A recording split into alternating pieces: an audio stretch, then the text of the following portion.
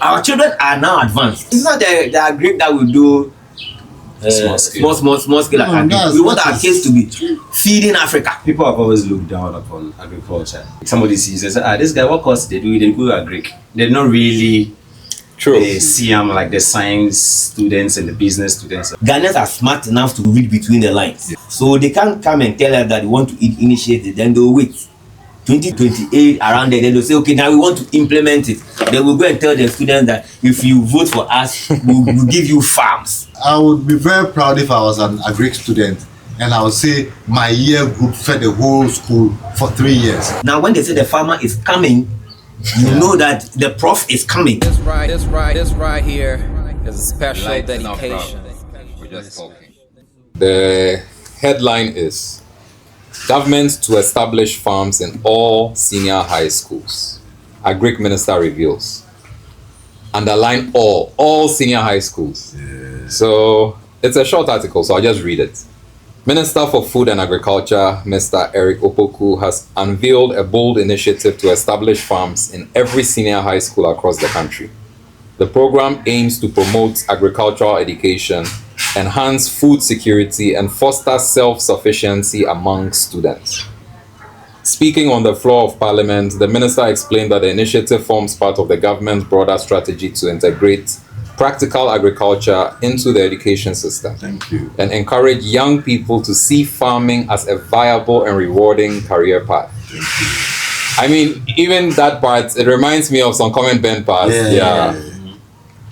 According to Mr. Opoku, the school farms will enable institutions to produce their own food, significantly reducing dependency on external suppliers, while improving both the quality and quantity of meals served to the students. Students will take ownership of their school's food production, gaining a sense of responsibility and self-sufficiency, he said, adding that the hands-on farming experience will not only provide practical knowledge, but also help reshape negative perceptions about agriculture. The minister further highlighted that the steady supply of fresh produce from the farms would help address frequent food shortages and enhance the nutritional value of meals served in schools. This initiative is a sustainable solution to food insecurity in our schools and a meaningful contribution to the long-term growth of the agricultural sector, Mr. Opoku noted. Thank you. The government expects the program to instill in students a deep appreciation for agriculture while equipping them with valuable skills that could lead to future employment or entrepreneurship in the agribusiness sector. I mean, these are the talking points that we discussed the last time. Mm-hmm. These are really the talking points. It's beautiful. Yeah. And I'm happy personally. Mm-hmm. I'm really, really happy. I want to know how you guys feel about it. Yeah. Dre, we wanted to discuss something and then you came up with this whole thing about talking about agriculture in senior high schools. How do you feel? Yeah, man. I feel great. This is a big, beautiful bill. not that other bill. Yes. Agriculture, right? As all people have always looked down upon agriculture. Even those when you were in school and somebody sees and says, this guy, what course they do? They do agric. They're not really see them like the science students and the business students and stuff like that. Listen, the schools need to feed themselves. Most schools have huge lands. Look at Presec, Achimota, wherever. True. They have huge lands there, and which are just growing bushes and people encroaching on it. Yeah. We don't necessarily have to have the school farms in the school. The schools can also go get some farms somewhere. When this thing is introduced, it's going to help, first of all the students, not just the agric students. They are also, all the students are going to get onto the field, I believe, get hands-on training on what agriculture is, how to plant, how to raise animals, livestock, whatever. And then it also gives them some physical activity to do, and it's also going to feed the school and also end up feeding everybody else. Very true. There's going to be food in the system. We're not going to depend solely on what is coming from all the villages, which is not, before it gets here, price change and all that. Yeah. It's going to help the government. It's going to help everybody. It's a great initiative. I'm happy about it. And like I said, way to go. And I love this big, beautiful bill. It's incredible how as soon as he mentions all senior high school, then you know that food is cropping up all over the country. Yeah. Everywhere. So Ben, I know say you go be happy, man. Yeah, that's very true. Like Dre said, this is a very beautiful thing that we are hearing. As I would say, I think this is a listening government. We said something in our platform. They might have heard it, and then they reacted on it. If even they didn't hear it, as I was saying, it shows that we are all thinking on the same level. We are thinking of putting Ghana first. We are thinking of feeding ourselves first. You see, I would be very proud if I was an agric student and I would say my year group fed the whole school for 3 years. That would be very, very bad. Yeah. I mean, it would be very, very good. My agric year group was able to feed the whole school, and we didn't have to suffer all that stuff. It's a very, very good thing. And it will even give the students some kind of motivation to go ahead and actually do more agric, as we are saying. Yeah. Two, the government is not going to spend. Look, every year we come up with the same thing. The schools don't have money. Government has not released money early to the schools. As a result of that, the students are not eating any protein, and then they will complain and all that stuff. So in order to cut that, look, schools, feed yourselves. Yeah, man. We can do it. If we feed ourselves, then whatever government gives us, we can go and use to buy the small thing that we don't really. So I think it's a very good idea, very good initiative. I'm just waiting for them to say to tell us when they can start, and I'll give them enough salute here, Charlie. This is a listening government. I'm happy. I know, right? So I saw one article from February where it said that the same minister, was urging for that, right? But now it has been implemented. Piero, do you think these people heard us when we spoke about it? And do you think it influenced, how things have rapidly advanced? Well, I don't know about the article that you saw, but the way the minister spoke, he didn't refer to something he had already planned. If you look at it, he said it's a bold initiative. Maybe he had it was on paper, but even if he didn't hear us, or the news got to him through third party, other sources, we are looking forward for it to be implemented and how it will be implemented. My only take will be this: it shouldn't be political. It shouldn't have anything with political colors, because we're talking about our children. Okay, it shouldn't have anything to do with short-term, medium. It should be something that it's there forever. When you go into a school as a student, there's this thing that is already going on. If you're a Greek student, you enroll. Hey, so you guys just watch. I beg, make you no scroll. Hit the like button, comment, share, and subscribe to this channel. So that's number two. These are activities that should have been done way back. So if you are going to implement it, we shouldn't wait to. I'm talking about for the technicalities. Yes, we'll leave it for them. But for the political will, we shouldn't wait to close to election year and use it as a yardstick to go and look for votes. Ghanaians are smart enough to read between the lines. Yes, now we are. Okay, we are very smart enough. So they can't come and tell us that they want to initiate it, then they'll wait. 2027, 28, around there, then they'll say, okay, now we want to implement it. Then we'll go and tell the students that if you vote for us, we'll give you farms. No, we don't want that one. That could be 2035. So it's a good plan. It's good he has spoken about it, but that's what he has done. He has spoken about it. Now let the deeds come in. That's it. Look, we have many secondary schools in Ghana. Even in one district. 900 senior secondary schools. Yeah, Beautiful. that's a lot. That's a lot. 900. Imagine each secondary school with a strategy of producing some particular type of crop. Okay? We may not say all schools should produce maize, but based on the soil, based on the environment, based on the community that the school sits. Definitely there are people who have their brain in agric, people who have the brain for value addition. people who have the brain for finance of agric, they can come in and bring in their killer ideas to get it done. But if we just go out there and say it's an initiative, now we are waiting, now government has to put in money, no, we are not going to dig a hole and turn it into a swimming pool. This is going to be something that has to be done. Yeah. Now, the last one I'm going to add is this: they are students, so when they come out of school, they should have the joy, like Ben said, that they did something for their school, not because they need to pass the exam. You get it? They have to have this pride that we did something. So even if agri could be it, that in our year, I joined the Inform One, I was part of the agri team that was feeding the school. Exactly. It's a plus. Now, if I do that, and the other juniors come and realize that it's a competition, friendly competition among schools, it grows. So we shouldn't just look at it as if we are doing the school a favor by giving them funds. You know, we should make it as attractive enough for people to, like Grace said, agric is not, I mean, if you look at the academic calendar or the grading, agric is, I think it's very low because people assume that it's still there. I remember I told my kids when they were doing career day that one of them should go as a farmer.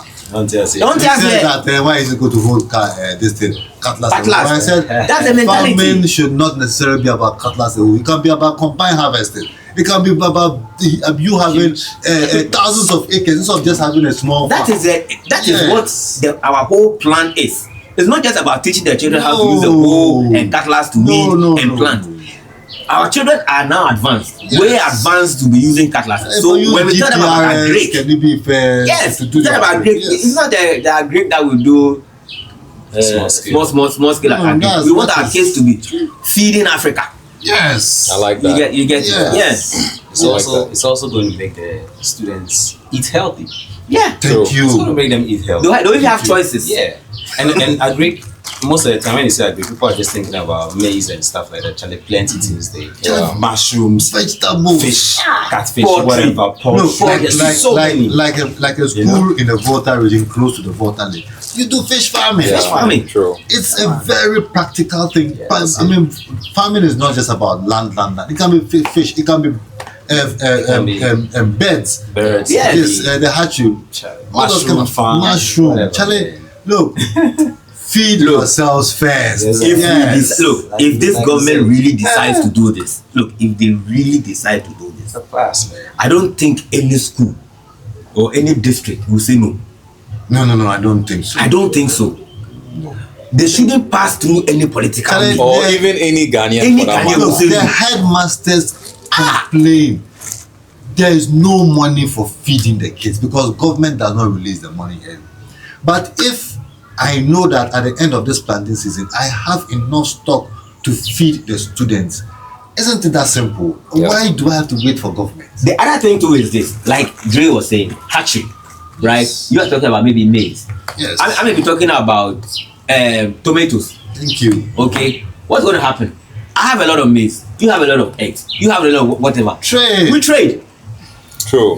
I mean, You get it. So we're not saying that if you produce maize, your school be eating maize like that. No. I think this idea has got endless possibilities. Endless. So much. Endless possibilities. The most underlying thing is that we should teach them healthy farming. Yeah. We must make sure that the students eat healthy food, and we must try to add a little bit value addition to whatever we are But doing. not a little They bit. also, that is the most. they also give them the chance to become good farmers when they Yeah, need entrepreneurs. self-employed. Yeah, Very true. self-employed. They say Ejumani. Shall I know? NDC, WWW, PPP, QYZ. We don't give any a- party. We don't give a we damn. should continue When you come, this thing. continue that thing. See, Thank you. in fact, there's a look. Every country has a blueprint on how it wants to grow.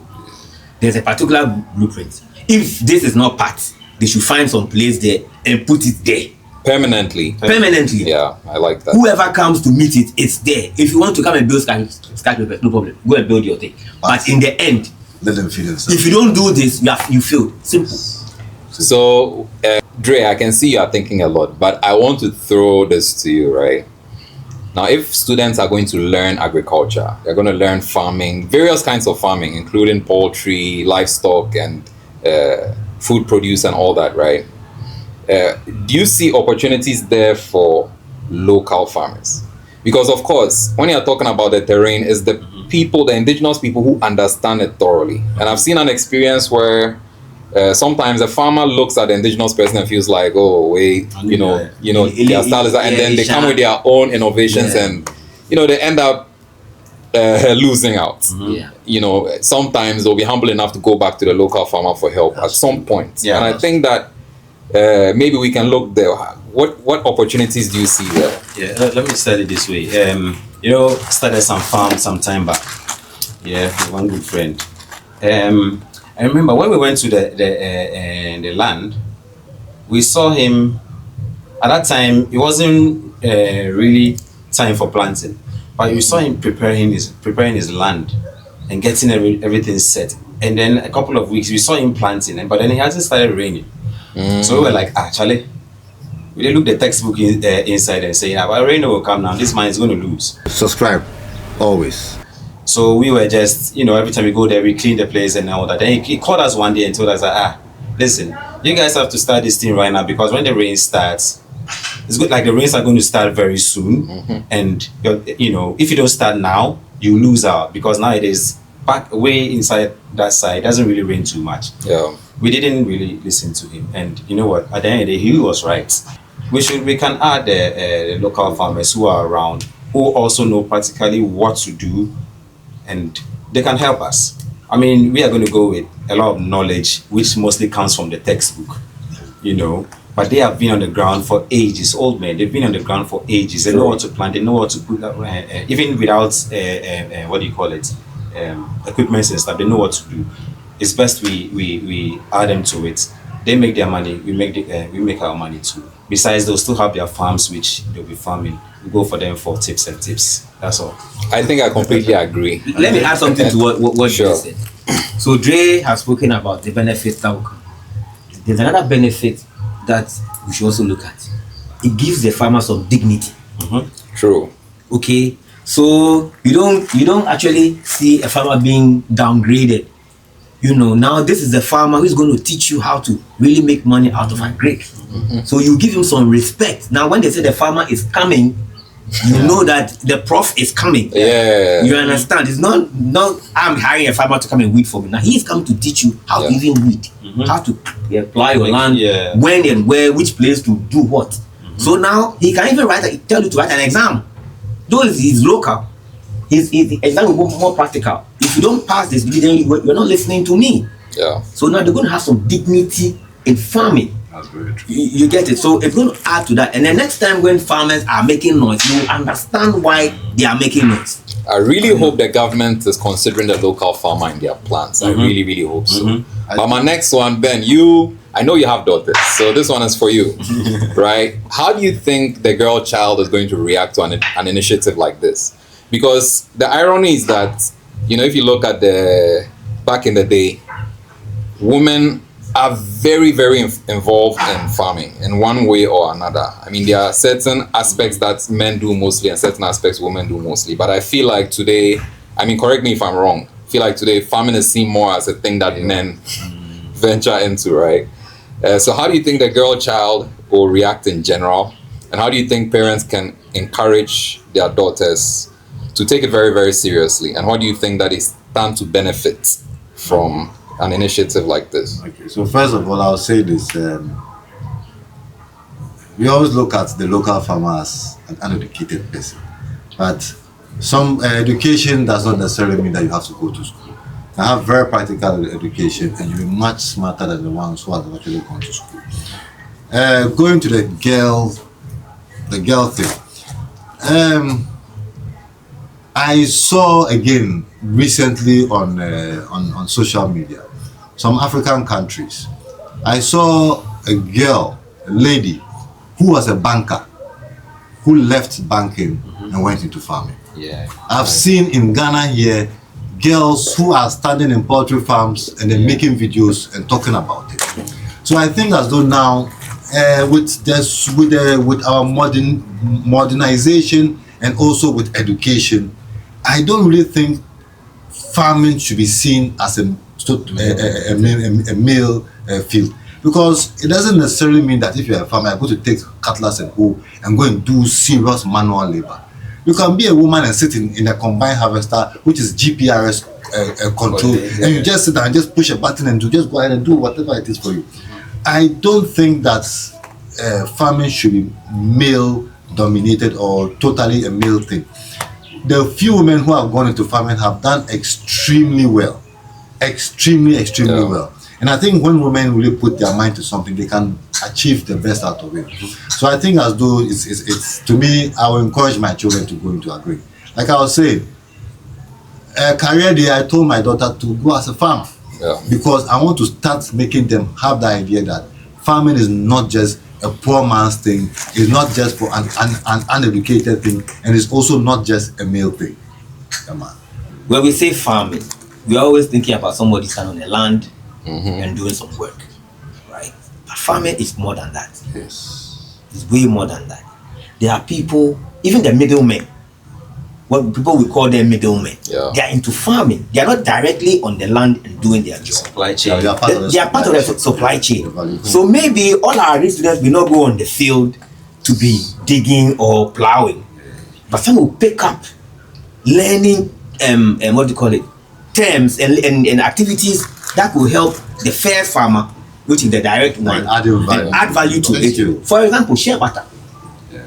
Okay, how many of us have actually gone to see how shea butter is produced? Okay, but if you look at people who actually work on the shea butter, it's a women.